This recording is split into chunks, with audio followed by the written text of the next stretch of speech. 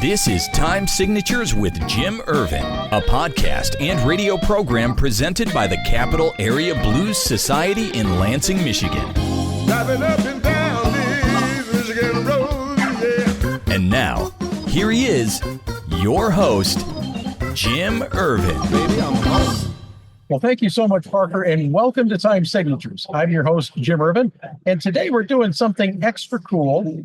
We are recording live from the Causeway Bay Hotel in Lansing, Michigan, and we are here at the request and invitation of a good friend, Sean Van Steeland, during his annual music instrument swap here in Lansing.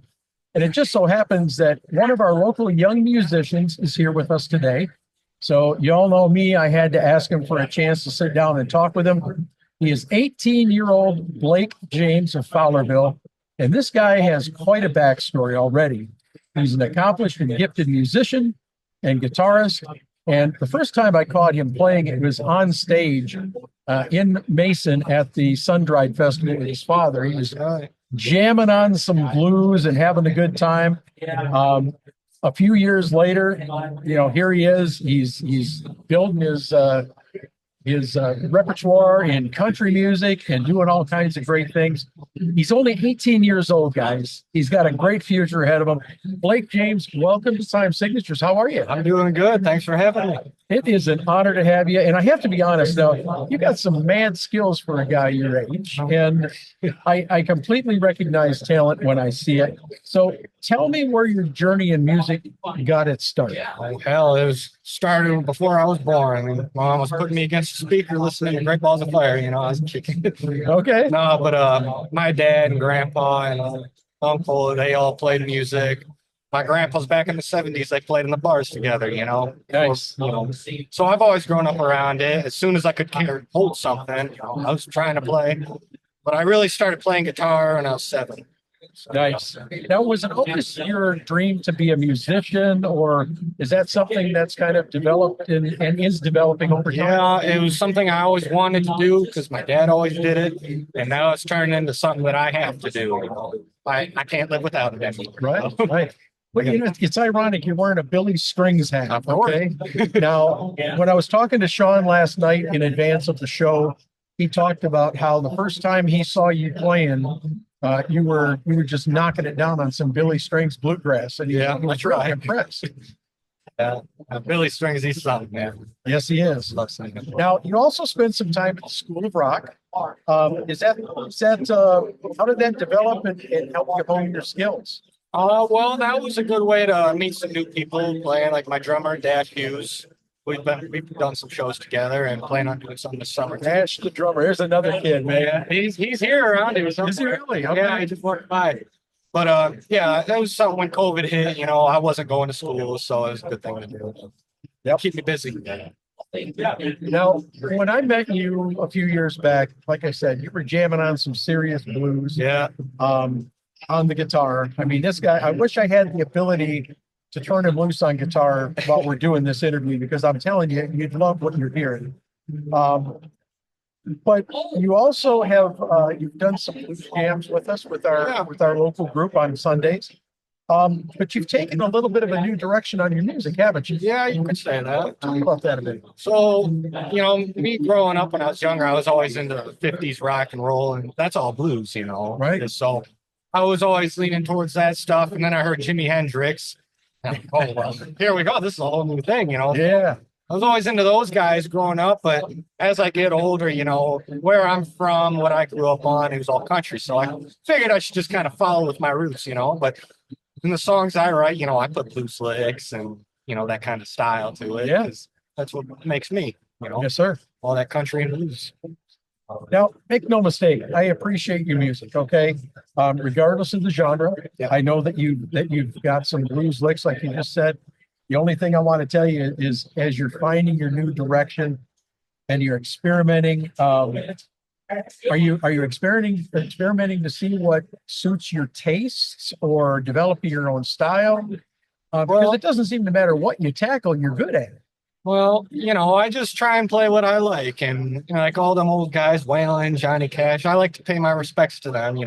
I don't want to copy them, but I want to keep people interested in that old stuff because that's what I liked listening to. I Absolutely. too. So I try and do my own version of it. Just pay the respects to them, I guess. Well, and it's a good thing because, like you've heard so many times, there's only one Johnny Cash, there's only Yes, one sir. Jerry Lee Lewis, Yeah. et cetera, et cetera. You want to put your own spin on it so that Exactly. people know your music for you. That's right. Yeah, Buddy Holly, he was a big one for me growing up. Oh, yeah. Watching the movie every day I could. Well, look, I know enough about you to appreciate that you're a genuine, down-to-earth young man. How are you handling some of this newfound notoriety that you're achieving? I mean, you're still in high school, albeit you're a senior. You'll be graduating this year. That's right. But still, it's got to be a little bit tough sometimes, huh? Yeah, it can be. I just try and take it as it comes, stay calm about it, stay humble and just gotta keep moving with it. Yeah. Well, I know that, for anybody that doesn't know this young man like I do, what you see, what you get. I mean, he's good. That's right. Good guy. Now, how have you been received as you travel around Michigan? Because I see you've been doing some gigs at some of the local clubs. Yep. Not old enough to be there to drink, but you're old enough to be there to play, right? That's right. How are you received? I try and play the stuff that the crowd really goes for. Because when I'm playing, I will do my own stuff too. But I try and read the crowd best I can. That's why I like playing different kinds of stuff. So, you get a bar that likes more blues and stuff. Well, I'm going to do that for them, So as much as I do what I can for myself, it's about the crowd for me. Right. Whatever they like to like me, that's what I'm going to do. Now, you had an opportunity to appear with Cooper Johnson at a gig not too long ago. He's another up and coming country artist that is starting to get himself together. Talk about that event for just a minute. What was it like working with Cooper? And you had another young lady. Yeah, too, Jessie Adams. Yeah, talk about that event a little bit. So I got from that event to Cooper's drummer, Sean, who's supposed to miss, and it was, I went on first and Jessie Adams, we were doing a single act, acoustic guitar, and then Cooper's band came on, and it was great working with them. And it was nice because we all kind of had the same style, so it was a good warm up to build Cooper stuff up. It was fun, all the line dancing and stuff. It's a good line dancing place. Well, and it seems like the two of you are similar enough that you complemented each other. Because I've seen Cooper play, and I can imagine that was the case. Yeah, I was doing an acoustic guitar, and he's got a whole band, so I was a good entrance to what they were doing. Sure. Cool. Yeah. Now, it's not going to be long until you're done with high school.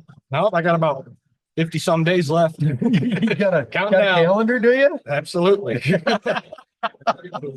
I always tell people senior high school is the fastest 4 years of your life. You found that to be true?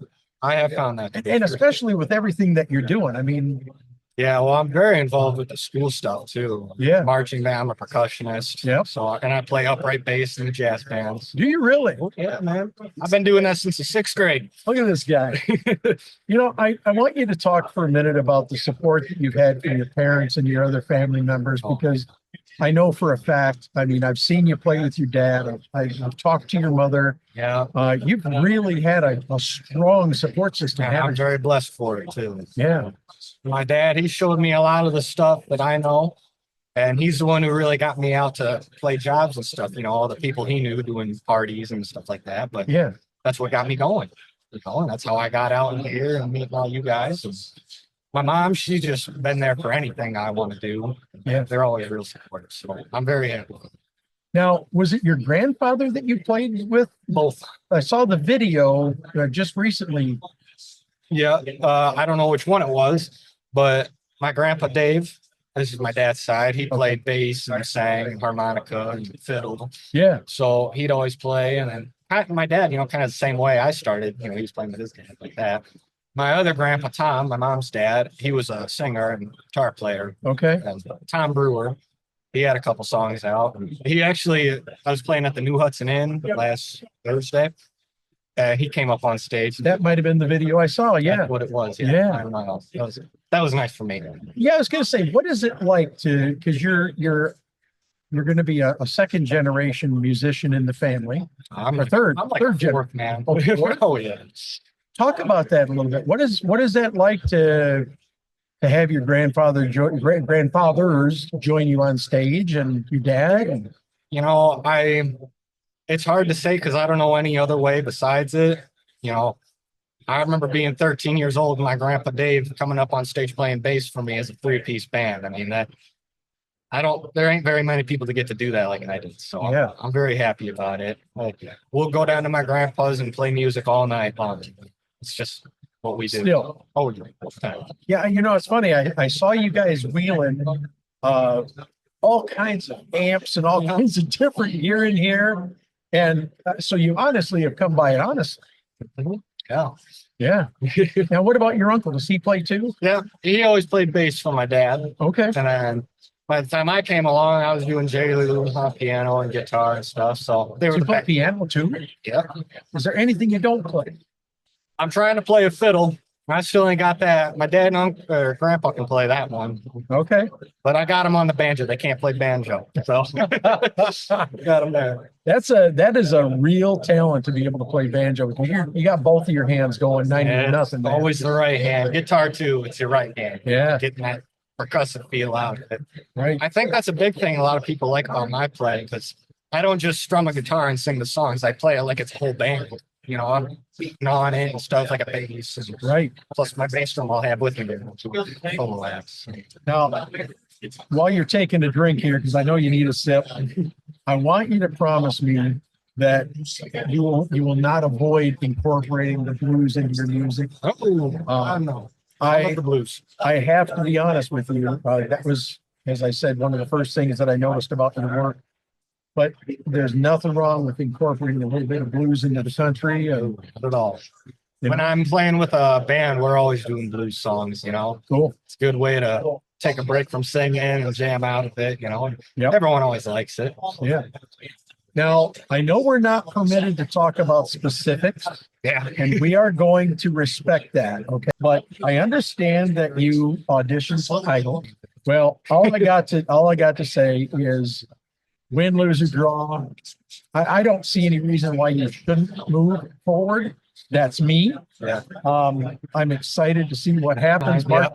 Now this is going to air. We're going to put this up right away. We're not going to hold this. As soon as we get permission from Fremantle to post, we're going to go ahead and post. So hopefully by then I'll have the date from your rep, and then I can put it up here under the information for people to check it out. Yeah. Here's the most important part, man, of everything we've talked about today. Blake, tell me where other people can go to find information about you.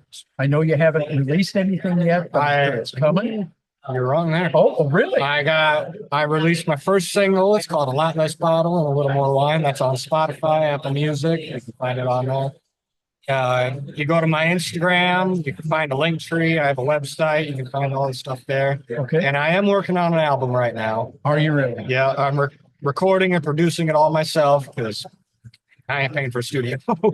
But yeah, that'll be out soon. I ain't got a date set, but Well, almost done. all I can tell you is when it gets released physically, I will buy a copy because I believe in supporting artists. Matter of fact, this is a great springboard to talk about the fact that it takes around 5,000 streams, okay, to equip the equivalent of a $20 CD. So what I always try to do is try to pass the message along to our viewers and our subscribers to please consider spending the money. Spend $20, help support this guy when he releases an album, because the money you spend actually goes directly into his pocket, okay? That's going to help keep live music out there for us. And I don't know about y'all, but I love seeing live music. I do too, man. It's hard to find nowadays. Yeah, and I mean, and now you're out there in the hunt, you know, and I'm going to be interested to see who gets the album out first. Is it going to be Blake James or is it going to be Cooper? I don't know. It's like there's a foot race, kind of slow foot race right now. You know, yeah, I've gotten them all just about recorded, just mastering them. You know. Yeah. Well, Blake, it has been a pleasure. I appreciate your time popping in here and talking to us today. Man. And the man's been working all morning over here, selling and talking to people and doing good things. And I guess he's been pretty busy from what he told me. Yeah, got the shows booked this summer. Blake, I want to thank you so much for being here today. Thank you. I appreciate it, man. All right. It's good seeing you. Very good. Well, stay put for 1 minute. Yes, sir. That wraps up this edition of Time Signatures. Again, my thanks to Blake James for popping over here and visiting with us, but also to you. For if it was not for you, none of this would be possible. Jim Ervin reminding you, keeping the blues alive is everyone's responsibility, but preserving the history of the blues, one story at a time, just like this banner says, that's my mission. Until next time, so long, my friends. This has been Time Signatures with Jim Ervin, presented by the Capital Area Blues Society in Lansing, Michigan. For more information on cabs, visit capitalareablues.org. You can find this episode and past episodes at lccconnect.org. The Time Signatures theme song, Michigan Roads, is used by permission and was written by Root Doctor, featuring Freddie Cunningham. You know I'm trying, baby, driving up and down these Michigan roads, yeah. Until next time, keep on keeping the blues alive. Baby, I'm home.